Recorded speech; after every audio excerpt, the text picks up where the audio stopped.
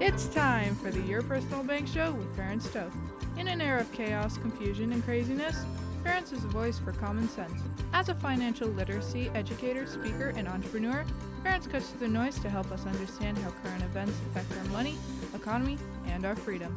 Now, here's Ference Toth. Welcome to the Your Personal Bank Show. This is Ference, and if you want to reach me, you can do so at yourpersonalbank.com. Yes, you will reach me. Again, it's yourpersonalbank.com. Woo, 2025 has sure kicked off to a fast start. A lot of stuff going on. First thing I've got to share is some awesome news. So some of the insurance companies that I work with have lowered borrowing rates to the 5 to 5.3% range, while at the same time increasing dividends in the 6+% range.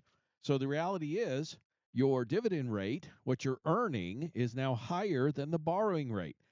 Couldn't be more excited about that and where we're headed, because dividends are clearly on the rise. Very likely we're going to see increasing dividends for the next several years. Most predictions are 3 to 5 years, if not longer. A lot of that has to do with the bond interest rates, the bond yield, certainly been increasing the beginning of 2025 and not showing any signs of slowing down anytime soon. Much of the cause of that, of course, is excess government spending, not just in the United States. I'm going to focus particularly on the U.S. and a little bit about China today, because there's some things that you really need to be aware of and paying attention to. So again, exciting news in the Your Personal Bank high cash value 6% plus, insured with guarantees, tax-free, highly liquid, and the potential for positive arbitrage on your money. We're going to discuss further. Again, also annuities I've never seen numbers like this. We have products now with 21% signing bonuses. You can increase the amount of money you have earning in an annuity now by 21% right up front. We've got other companies that are paying 7.75% guaranteed the first year, no downside market risk. Also have guaranteed income writers that are paying a 30% signing bonus and 8% guaranteed roll-up each year to create a guaranteed lifetime income stream. Let's assume you would like a pension, or maybe you have a pension and maybe you would like to increase the amount you earn guaranteed for life. You could increase the amount of money you receive in a guaranteed income by 40% in just 1 year. I also have companies that will increase your guaranteed lifetime income by 14% per year each year that you defer it. That means you're going to double the amount of money you could receive in a guaranteed lifetime income, or sometimes referred to as a private pension. You can literally double the amount you're going to receive in 5 or 6 years. Again, we have never seen numbers like this. This is truly the golden age of fixed assets. There's a lot of reasons behind it. I've already mentioned the bond yields as one of them, but there's some other reasons, which we're going to get into today. Another very interesting point is the stock market currently, and this is according to MarketWatch, at the same valuation as when Greenspan made his irrational exuberance comment. As this Goldman Sachs strategist states, stocks are currently priced for perfection. Now, those of you that are old enough to remember Alan Greenspan, that happens, I do. It was in the first few years in the financial business. This is my 25th year. But I do remember when he made that statement, and a lot of people scoffed at that point. That, of course, was in the midst of the dot-com bubble, which, of course, burst in 2000. And it turns out Alan Greenspan was right. Mark Twain was credited for stating that history doesn't repeat itself, but it often rhymes. I just find it quite interesting that stocks are now at the exact same point, the valuations, as Greenspan when he made his irrational exuberance comment. And I think there's a lot of validity to that today, and a lot of similarities from the dot-com bubble. We've been discussing on the show for quite a while that it's becoming increasingly likely we're going to see a correction in the stock market for a lot of reasons, but one of them is because of the incredible increases we've seen in the past 2 years. S&P increased by over 20% each of the last 2 years in 2023 and 2024. And I've often stated there's going to be some kind of catalyst that will cause a correction. Corrections always happen. Look at history, look at charts. If somebody tries to tell you that it's not going to correct, they're just not dealing in reality. The problem is no one knows what is the cause or the trigger. Nobody knows when, how much, or for how long a correction is going to occur. Anyone who tries to share is just guessing or projecting, but no one really knows for sure. Well, I think we may have found the catalyst for the next stock market correction. And that catalyst very well may be the bond market. And I'm going to share with you why this is so important. I've been discussing more and more about the bond markets because I've stated this year is the year you need to really pay attention to what the bond market is doing and learn more about it. Most people I talk to are far more familiar with the stock market than the bond market. Yet the bond market is actually far larger than the stock market, many fold times bigger, actually, and it's where the large institutional investors trade primarily, particularly pension funds, sovereign wealth funds, insurance companies, etc., invest heavily in the bond markets. It takes a much larger amount of money to play in that market, and that's why the average American just doesn't have the financial wherewithal to do so. But it is always important to keep track of what's going on in the bond market, and even more so now. Here's why. Historically speaking, when the 10-year Treasury approaches 5% return, we nearly always see a correction in the stock market. Why? It's very simple. The big money investors, as I stated earlier, the big institutional investors who invest heavily in the bond markets also do oftentimes invest in the stock markets too. But look, you have to consider what their main focus is, particularly like a pension fund. A pension fund is really focused on obtaining returns on a regular basis with a high degree of certainty. They're not necessarily looking for maximum accumulation or increase in value of their portfolio. And when a pension fund can purchase bonds, which are highly consistent cash flow assets that allow them to make their pension payments consistently, that's when they gravitate to that. Because why not invest in something that gives them, in essence, a guaranteed return? They can maintain their liabilities, the payments that they need to make, with little or no risk.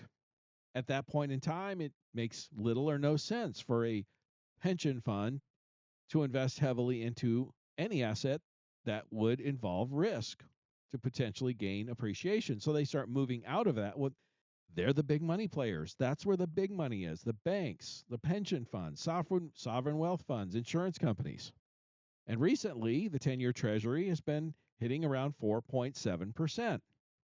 The 20 and 30-year the 20 and 30-year bonds are approaching 5% as we speak. The other thing that real estate investors need to understand is the Federal Reserve has far less to do with mortgage interest rates than the bond market. I've shared this quite often on this show, that many people thought that when the Fed started lowering rates that mortgage rates were going to go down, and I said the opposite. Because again, 30-year fixed mortgage rates are not based on the Federal Reserve interest rates. They're based on the 10-year Treasury.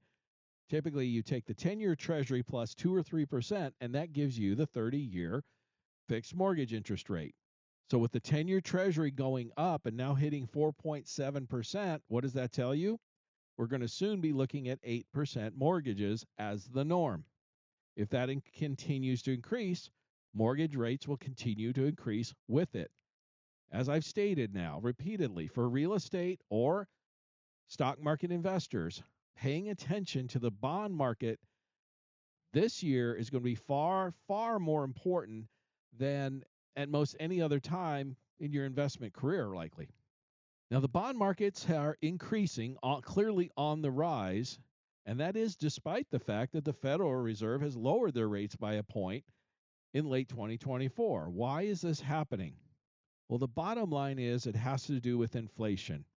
The bond market, the bond buyers, that is, are concerned about inflation. Why are they? They're concerned that it's back because if you look at core consumer price index, it's back to 3.3%. Headline CPI is at 2.7 and rising. All three major inflation metrics, CPI, PPI, which is producer price index, and PCE are all rising. The 1, 3-month, and 6-month annualized inflation metrics are also rising even faster. Folks, the numbers are showing us that inflation is back on the rise, and the bond market is not buying the story from the Fed. In other words, they think the Fed is wrong. They think the Fed has been decreasing rates too quickly. And if you go back in history, if you look at the 1970s, I've shared this story several times too. It's a fact that the Federal Reserve raised interest rates several times through the 1970s to curb inflation. And each time they started to get inflation under control, they started to lower rates, just like the Fed did in the fall of 2024. It turns out each time they did that, they did it too quickly. They're like nervous Nellies, I always point out. They overreact both to the up and the downside. History points us out. History proves that the Federal Reserve overreacts. They quickly move rates up and they quickly move them down. And nearly every single time they have overreacted. Well, this happened 3 or 4 times throughout the 1970s before finally towards the end of the 1970s, Paul Volcker jacked the federal funds rate to 20% and finally killed inflation dead.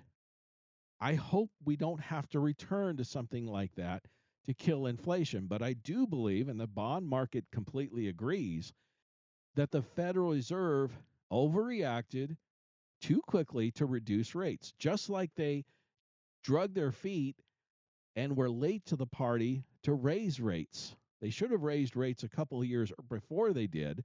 They even themselves admitted they were late to the party, which tends to be their history. And then when it comes to lowering rates, they tend to do it too quickly and overreacted. And that's what the bond market believes today.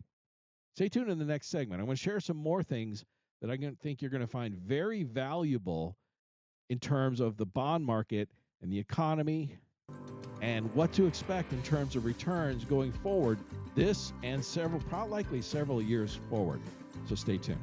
Stay tuned for more common sense from Ference. For more information, contact Ference at 866-268-4422 or yourpersonalbank.com. That's 866-268-4422.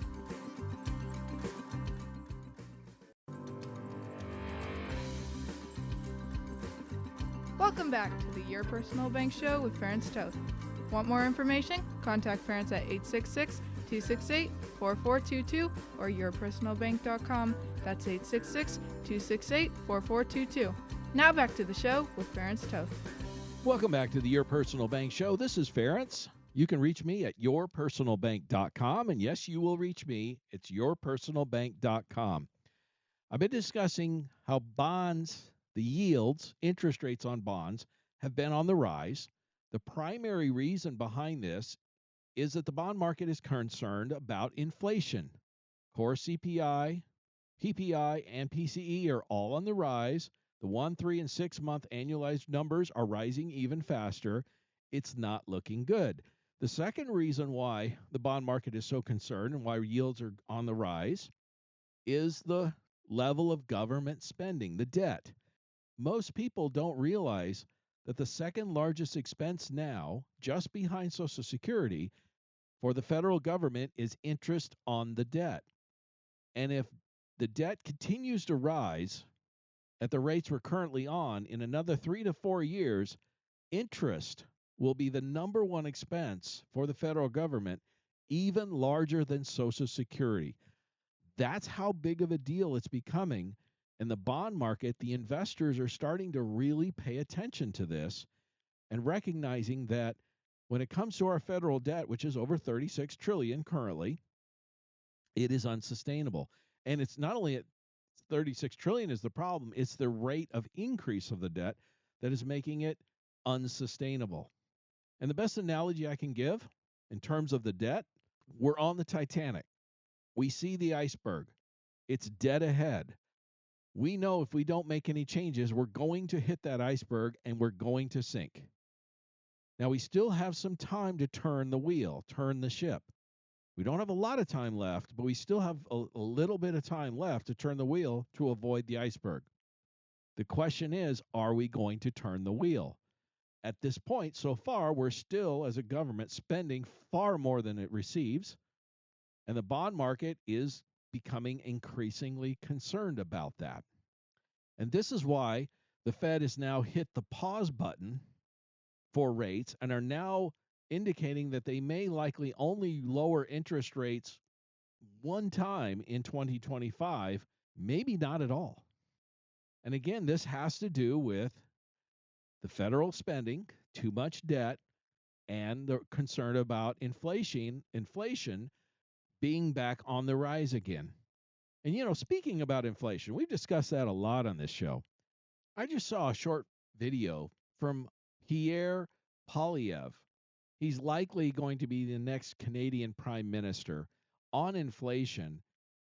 And literally, I thought it was the best description of the effects of inflation that I have ever seen or heard.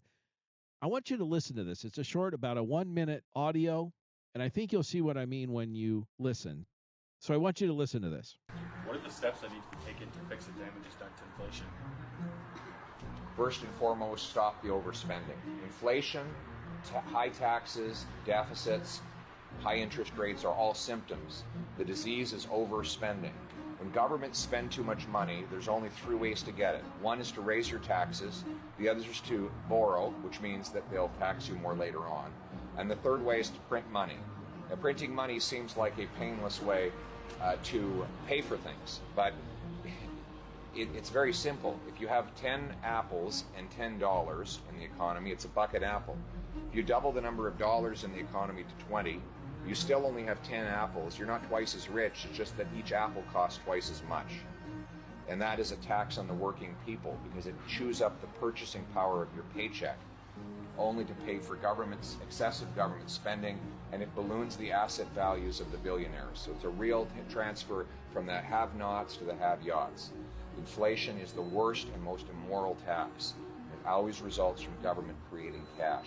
That audio is such a tremendous explanation of the effects of government overspending and inflation. He's so right. There's only 3 ways for government to raise money: taxes, borrowing, or printing money.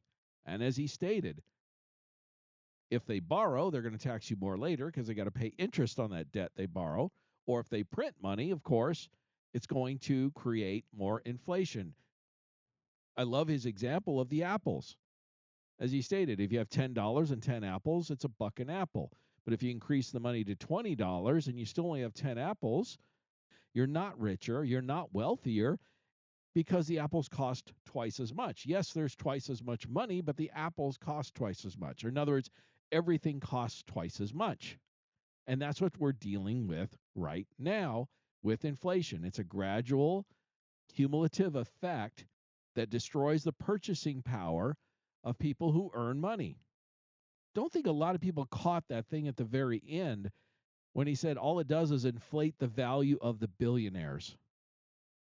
He's so right about this, and this is something most people, and this is a financial literacy issue, frankly, why most people don't understand this. Jeff Bezos of Amazon, he's paid 0 income taxes for a number of years now, and he's been fairly aggressive with it, but he has done nothing illegal. In fact, much of what he's done is really quite simple. He owns a lot of Amazon stock. When he wants to purchase something, whether it's a house or one of his yachts or just pay bills or anything for that matter, he doesn't sell his Amazon stock to pay for those things. He also receives a fairly minimal salary. He takes a small salary and has lots of stock. It's actually quite financially intelligent, frankly. But he doesn't sell that stock to purchase things. What he does is he borrows against the asset, much like your personal bank policy. If you have an asset, most people understand if you have an asset like a property, for example, You can borrow against it. You can do a home equity line of credit or a cash out refi. You can borrow against that asset. Why would a bank loan you money against a property? It's quite simple. It has a value. As I explained with your personal bank policies, it's cash. Is cash an asset? Of course it is. Will a bank loan against that asset? Absolutely they will. So what Jeff Bezos and other wealthy individuals do, millionaires and billionaires, is if they have an asset like he does, Amazon stock, for example, he borrows against it. And as long as his borrowing cost is less than the increase in value of his stock, he's money ahead, isn't he? It's called positive arbitrage. His asset is increasing in value faster than the money he's borrowing against it, or the interest rate he's getting charged on the money he borrowed against it. Now, by the way, it's brilliant because he takes it as a loan. He's borrowing against the asset, right? Do you pay income taxes on loans? And the answer is no. Why? It's not income, it's loan proceeds. There's nowhere on the IRS 1040 form for loan proceeds. In fact, it reads income tax return. You get taxed on income. You can also get capital gains tax on assets that increase in capital gains when you sell them. But what if you don't never sell them? What if you just borrow against them? You don't have any tax. It's tax-free income is what it becomes. And that's the same principle as how your personal bank works. By the way, if you happen to have assets like portfolios or property or whatever, I have banks that offer loans against those lines of credit that you can tap and access and create your own tax-free income. It's very simple and very intelligent. It's a great way to reduce your overall tax liability if you don't have a lot of income coming in, for example, and you don't want to sell the asset because the asset continues to increase in value, let's say. Again, your personal bank works under the very same principle. Cash is an asset. Cash in the policy is an asset. We have banks that specialize in that area of lending, and they will loan against that asset 95 to 100% of the value of that asset, of that cash in that policy. It's a loan. Therefore, there's no income. There's no tax because there's no income.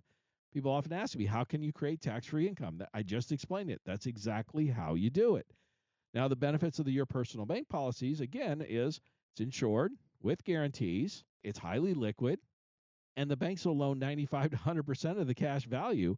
Why would they loan you such a high percentage? Because it's a very safe asset. It's considered Tier 1 capital by FDIC. Only 3 assets fall into the Tier 1 capital, which is considered the safest tier by FDIC.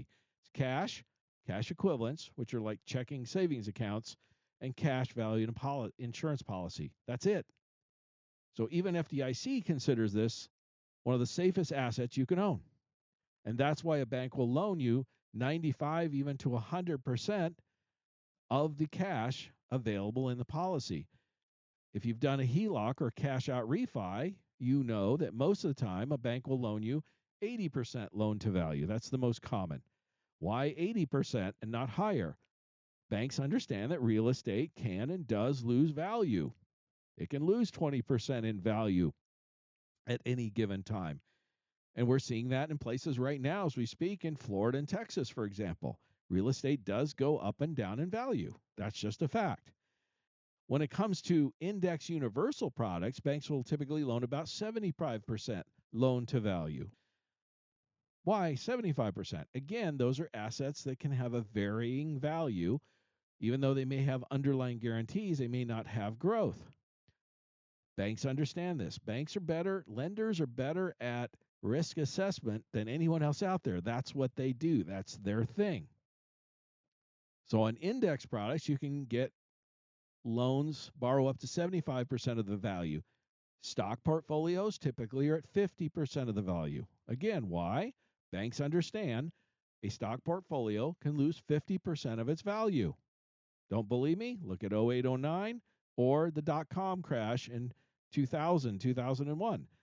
45 and 55% top to bottom drops. Banks understand this. Lenders understand that risk. My point is you can borrow against assets and reduce or eliminate your tax liability. But depending on the asset and the risk assessment from the lenders will give you the percentage you'll borrow against it. Your personal bank policies happen to have the highest percentages or the lowest risk, therefore being the safest asset you can own, again, according to the FDIC. Stay tuned in the next segment. I want to share a few more things about banks and some of the things coming up with the bond market that you really want to pay attention to. Stay tuned for more common sense from Ference. For more information, contact Ference at 866-268-4422 or yourpersonalbank.com. That's 866-268-4422.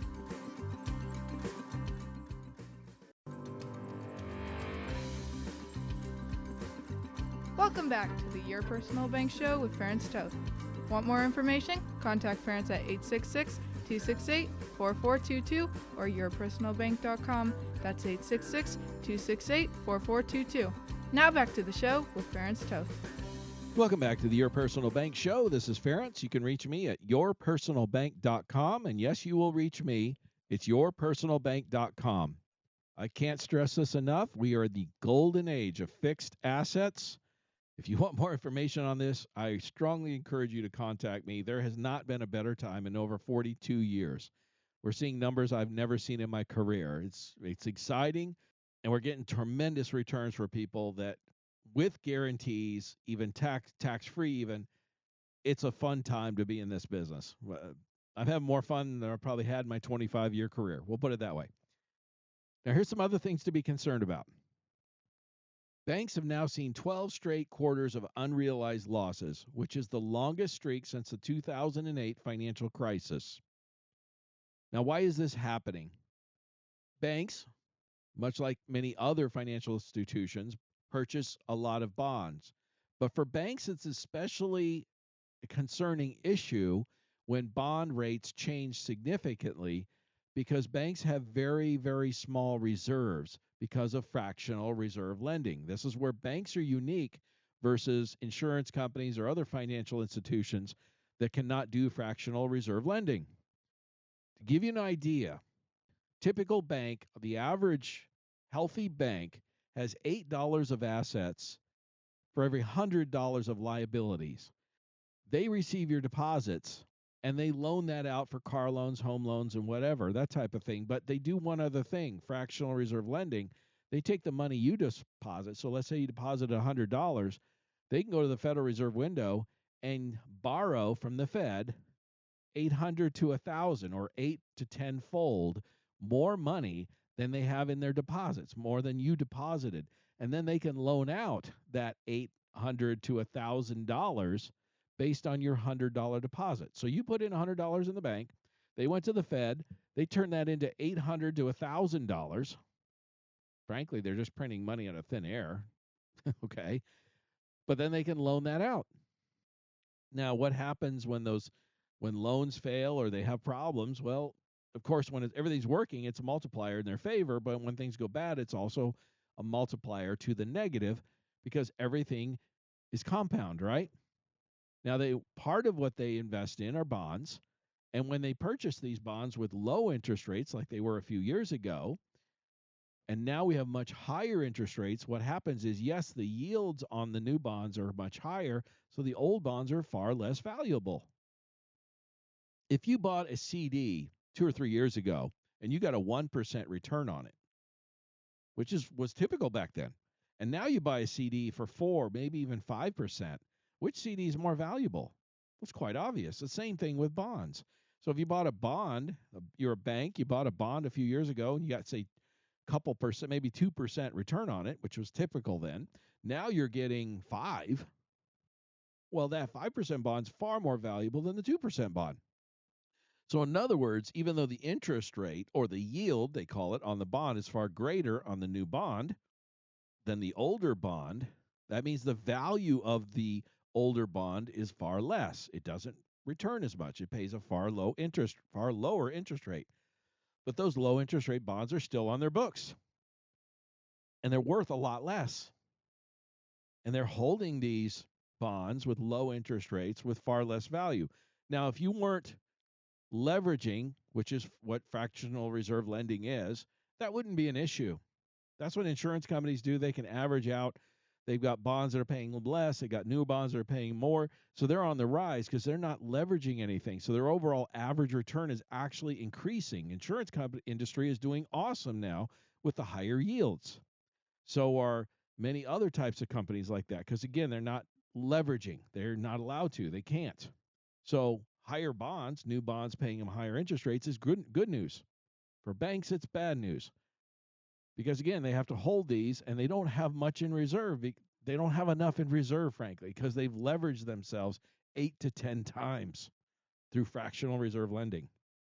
And the last piece of this is a bank has to have so much percentage of assets in reserve to be viable. If a bank has less than $6 of every $100 in assets, as I told you, the average healthy bank has $8 of assets for every $100 of deposits. If a bank gets down to $6 of assets for every $100 of deposits, they go on the FDIC watch list. If they get much lower than that, FDIC takes them over. There's a number of banks, particularly smaller regional banks, that are facing this issue, are a big-time issue. They're in big-time trouble financially, and if things don't resolve themselves in the fairly near future, we're going to start to see some bank failures again, I predict, in the fairly near future. There's nothing showing us that the bond market yields are going to go down much anytime in the near future because of, one, inflation is starting to rear its ugly head again, and two, government spending continues at a tear that's unsustainable. So banks are in real trouble. I would be very cautious dealing or investing in any banks at this point. And this is coming from somebody who was on a bank board at one point. All right. So I'm just telling you, be cautious in the bank world right now. It's going to be volatile. Okay. It's going to be volatile. And I guess the last thought I want to leave you on this with the bonds and the stock market is all on all this is the last time bond yields surged like this, the stock market sank. In fact, just about every single time. Again, the bond market is far larger than the stock market. The big institutional players start going to the bond market, stop playing in the stock market. The big money goes out. Guess what happens? It's like a rising tide raises all ships, a lowering tide lowers all ships. And the sort of rule of thumb is if you see the 10-year Treasury hit 5%, it's at 4.7 as we speak right now. If you see it hit 5%, be careful. That's typically the trigger, so to speak, where companies, big institutional investors, banks, etc., sovereign wealth funds, pension funds, you name it, start moving heavily into the bond market and out of the stock market. And when the big players move out, there just ain't much. There's just not much left. What the saying in Wall Street is, that's when you find out who's not wearing swimsuits because the tide went out. Okay? Just word of caution. And that's why you're seeing these articles state bonds are actually what hold the key to what's next for the stock market. Again, no one really knows what's going to cause the next correction. There will be one. We don't know when, how much, or how long. No one knows. But it's increasingly looking like the bond market may be the trigger. And that's the thing that you really want to pay very close attention to. And that's why I'm also seeing, I saw this article, I don't think I've ever seen this before. Vanguard came out and stated that you may want to consider flipping your 60-40 portfolio of stocks to bonds to 40-60 because bonds are becoming more attractive than stocks. And again, that's the same thing the institutional investors are saying. That's why they shift more to the bonds as they keep increasing in yields. Now, there's no one saying you have to have your 40% or 60% or whatever it may be in bonds. You just want it to be in something that's safe, or ideally with some guarantees, a fixed asset. In other words, you want to be in the fixed asset world, something that is going to give you a cash flow.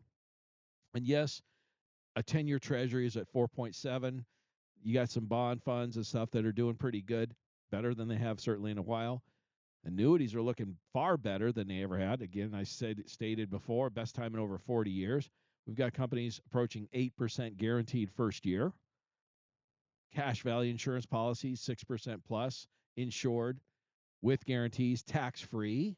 So depending on your tax bracket, that could be equivalent to 8 to 9% easily, or 10 even, depending on your tax bracket after tax. So that's very strong, very significant. Well, we got annuities paying 21% bonuses even, and strong returns going forward, or guaranteed income riders with up to 30% bonus, signing bonus up front. And we have other ones with guaranteed. If you want to defer the guaranteed lifetime income, you can do so by 14% a year.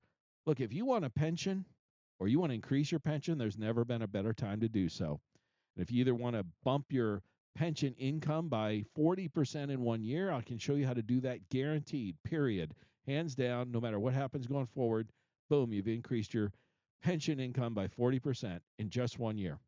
Or if you want to wait a little longer, you want to defer it, you can increase your pension income by 14% per year, guaranteed. Never seen numbers like this. I don't know if ever, frankly, certainly not in the last 42 years. And the last thing about these guaranteed income riders is this is the one time where if you're older, it actually benefits you, because the amount of income you receive is based on a couple of factors. One, the amount of money, of course, you're working with, when you want to start the income, and your age. It's an actuarial calculation. The older you are, the more you will actually receive. So one of the dilemmas I run into oftentimes with clients is they'll contact me about the personal bank. They like the idea. They like the idea of growing the money insured, guaranteed, tax-free, highly liquid, all that. But they understand the cost of insurance involved with it. Although we minimize it, we reduce the cost of insurance, by the way, anywhere from 2/3 to 90%, depending on your age. The fact of the matter is, if you're older, the cost of insurance is more. That's just a fact of life. And if you're investing, as we all know, the older you are, the less time you have for compound interest to benefit you. So as you get older, most investments, you're at a disadvantage as you get older. Yet with guaranteed lifetime income, it's the opposite. This is where being older is where you shine. The older you are, the more guaranteed lifetime you can receive, because frankly, from an actuarial standpoint, you have less years to live, statistically speaking. So if you really, really, really want to increase your guaranteed income, or increase your pension, or set up an account that'll act as a pension because you don't have one, there's never been a better time to do so. I'm going to really encourage you to contact me at yourpersonalbank.com if you're interested in more information on that. Again, it's yourpersonalbank.com. Stay tuned in the last segment. I got some things I don't share a lot often with a lot of international stuff, but there's some stuff going on in China, which is the second largest economy in the world, that I think we need to be paying more attention to, because this is quickly turning into a big problem. Stay tuned for more common sense from Ference. For more information, contact Ference at 866-268-4422 or yourpersonalbank.com. That's 866-268-4422.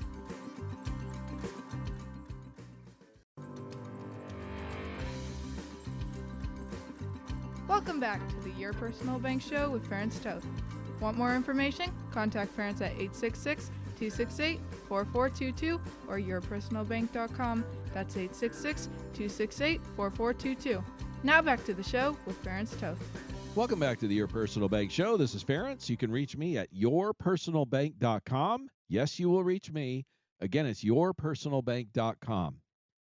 So we've been discussing what is going to be the cause or trigger potentially of the next market correction, which is looking increasingly likely due to many factors. One of those being the incredible run-up we've seen over the last 2 years, over 20% increases in the S&P 500. That's why analysts from Goldman Sachs to JP Morgan, Vanguard, Blackrock, you name it, have all come out and made predictions that the S&P 500 will average 3 to 5% returns annually over the next decade. This is not me saying that, it's them. And this is their business. So for them to say that, they got to be pretty strong in their convictions. There's another reason that's coming into their calculation of why this may be likely. And again, A fixed asset like a your personal bank policy or annuity or a guaranteed lifetime income will outperform the S&P 500 over the next decade if these analysts are correct. And all of them are saying the same thing. It'll be interesting, wouldn't it, if you had a guaranteed asset and you had an S&P 500 asset and the guaranteed one outperformed the S&P. And that very likely may happen over this next decade. Again, that's why so many are calling it the golden age of fixed assets. But here's the concern in China. First of all, as most of us know, China is the second largest economy in the world. So when things happen in China, it's significant. And when you also figure in the S&P 500, many of those companies in the S&P 500 do a lot of their business internationally and in China in particular. Some of them even have half or more of their revenues coming from countries like China. So if China starts having difficulties, that will have significant impacts on many of these companies that are in the S&P 500. And currently, China's economy is lagging behind the rest of Asia. China is fighting a property crisis, deflation, youth unemployment, falling demographics, massive debt, and low consumer confidence. That's a lot of stuff to be fighting all at once. And in fact, China has now had 6 straight quarters of deflation, which is the first time this has happened since 1999. And the big causes for this are the population dynamics. The one-child policy for China is starting to come back to bite them. From a demographic standpoint, it was a horrible decision for China to do that. And now they're starting to pay the price because they're becoming far more and more older people in the Chinese population with far fewer young people because of their one-child policy that they had in place for about 30 years. This is also why they're having such a tremendous real estate collapse, which is actually worse already than the collapse we had in 2008. Actually, what their collapse is looking like, their economic situation is looking very similar to what Japan had in the 1990s. And it's 25 years later, and Japan has still not fully recovered from that. Japan's economy was booming. There was a period of time where people were concerned about Japan overtaking the United States, in fact. They were the second largest economy in the world at one point. But demographically, they have a far older population than we do even, or China did at the time. And that caught up to them. And that was the primary reason why Japan fell and fell so hard and still has not recovered even 25 years later. Well, China is now dealing with some of the same things. They're calling it the graying dragon. You know, couples in China were not allowed to have 2 children even up until 2016. That's how recent the one-child policy was in place. And they're showing right now, for example, when the one-child policy was abolished in 2016, the median age of the Chinese population was just over 35. Today, it's about 40. In a few more years, it's going to be 42, and it's going to increase over the next couple of decades that the average Chinese citizen will be over 50 years old. That is a dramatic and devastating impact that will have on the Chinese economy, and we're already starting to see it. This is why consumer confidence in the last couple of years has dropped by over 50 points. It's at a 30-year low.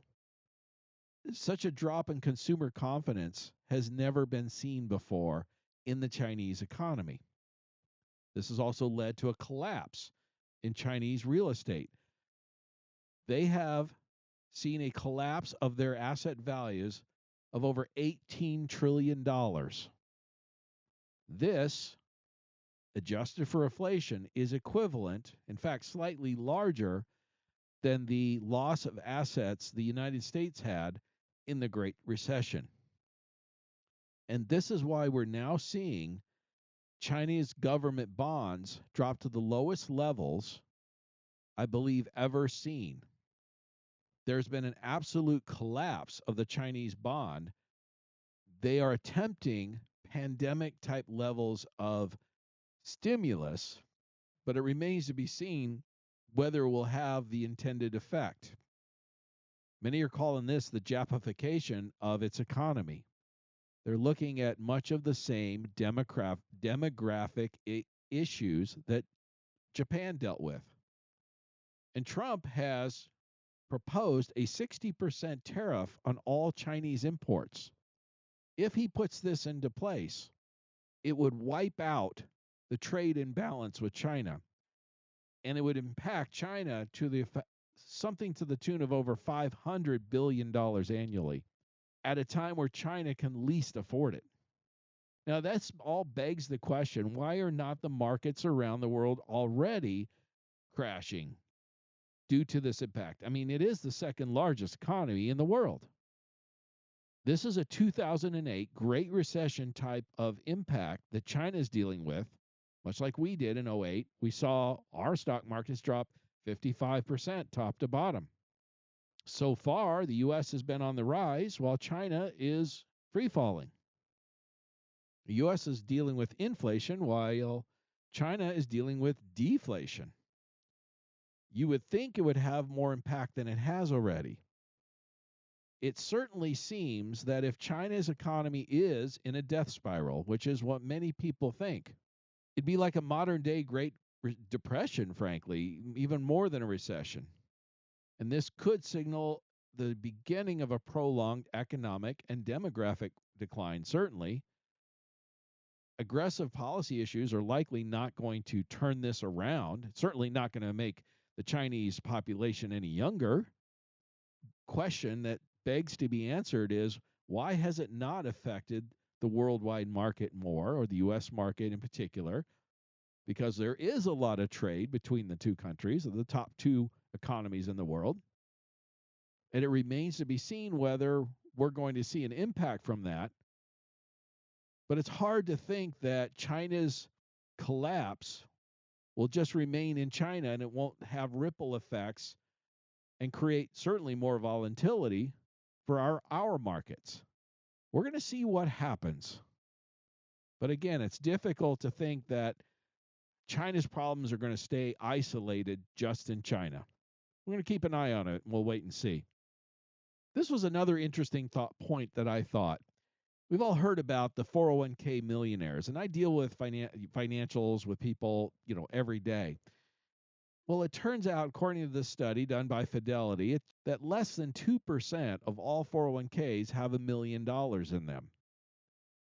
If you add IRAs into the mix, it's just over 9% investors have hit that $1 million status. In fact, the average 401k balance was about $132,000, which is far less than $1 million. The average $1 million 401k had been investing for 26 years or more and contributed an average of 17% of their income. Now, this is all during one of the best decades in the history of the stock market, and the past 2 years being back-to-back 20% increases in the S&P 500. So we've seen some of the best times in the history of the stock market, yet less than 10% of people who are investing in IRAs and 401ks have managed to hit the $1 million mark in those accounts, and it took them an average of over 26 years to get there. My question is quite simple. What's the likelihood of somebody obtaining that goal over the next 26 years, especially if we see a market where the S&P averages 3 to 5% over the next decade, as Blackrock, J.P. Morgan, Goldman Sachs, and other analysts are all predicting? The likelihood is far less. So again, this is the golden age of fixed assets. Many of these fixed assets, cash value policies, annuity products, guaranteed lifetime income products, are going to outperform the S&P 500 over the next decade, according to all of these analysts. Wouldn't it be ironic if you missed out on that opportunity after listening to this? I'm going to encourage you to check it out further. If you want more information, contact me at yourpersonalbank.com. Tune in next week to the Your Personal Bank Show, and as long as it's on our money, in God we trust. Listen Tuesdays at noon and Saturdays at 1 to the Your Personal Bank Show for more information. Contact Ference at 866-268-4422 or yourpersonalbank.com. That's 866-268-4422. This show is designed to provide accurate and authoritative information. The presenter and guests of this program do not engage in legal, accounting, or tax advice. Professional advice regarding your situation should be sought if required. Some products discussed may have limitations and not be available in all states. Excessive unpaid loans may affect performance. Distributions may become taxable if not managed properly. Replacements may not be suitable for everyone. There may be charges when replacing coverage. Dividend rates and bank line of credit rates may change. For current rates, contact Ference at 866-268-4422 or yourpersonalbank.com. Again, that's 866-268-4422 or yourpersonalbank.com.